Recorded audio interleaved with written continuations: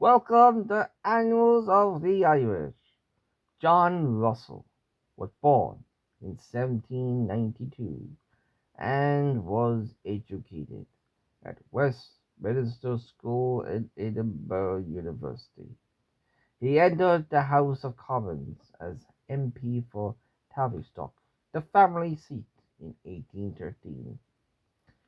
He was not a particularly attentive MP at first, preferring to write and travel, and only concentrated heavily on politics from the 1820s.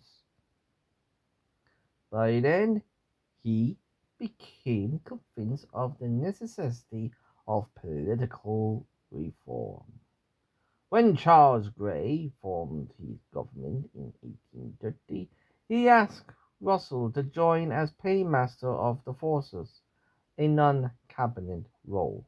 However, he was able to use his position in the government to involve himself in the writing of the political reform proposals.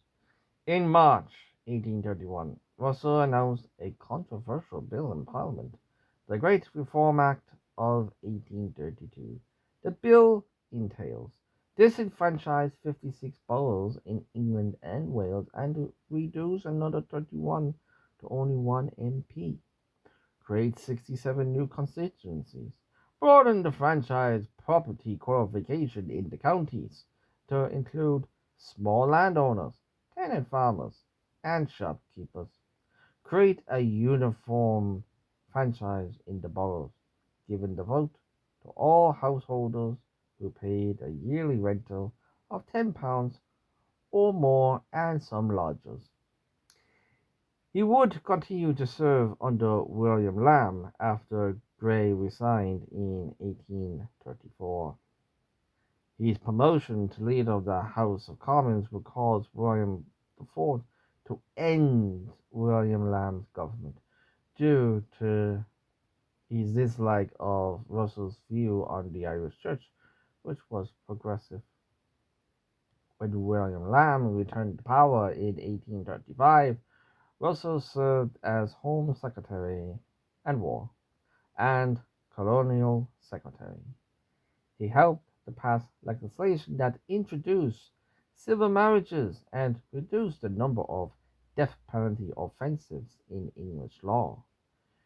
During 1841 to 46, he led the Whigs in opposition. He supported Robert Peel's repeal of the Corn Laws in 1846. With the Conservatives bitterly divided, Robert Peel resigned in June 1846, and Russell became Prime Minister at the head of a Whig minority government. Upon entering office, Russell's government had to face the Irish potato famine and much later on, eventually, the Great Hunger. But the government's response in the shape of public works and then efforts channeled through workhouses, soup kitchens, and then the poor laws was generally ineffective.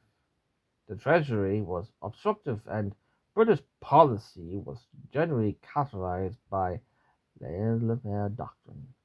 Over a million Irish died during the Great Hunger, and a million more fled. But Russell's government passed some domestic reforms, including the Factories Act of 1847 and the Public Health Act of 1848. There was also reform of education, including Oxford and Cambridge universities. He tried to pass a bill allowing Jews to sit in Parliament, but the House of Lords was like, no. While the Whigs were united, he was able to gain seats in the 1847 election, but they were a minority in Parliament. The Conservatives, while too divided to form a government, still outnumbered the Whigs. By 1851, Russell's position was very precarious. Several key parliamentary groups had been alienated. But towards the end of that year, Russell forced the resign of his assertive and forceful Foreign Secretary Lord Palmerston for sending diplomatic messages without showing the monarch. In February 1852, Palmerston would have his revenge when he placed a hostile amendment on the government's militia bill, ensuring its defeat. Russell then resigned, going back into opposition. The short-lived Aberdeen government followed, and Palmerston took over as Prime Minister in 1855.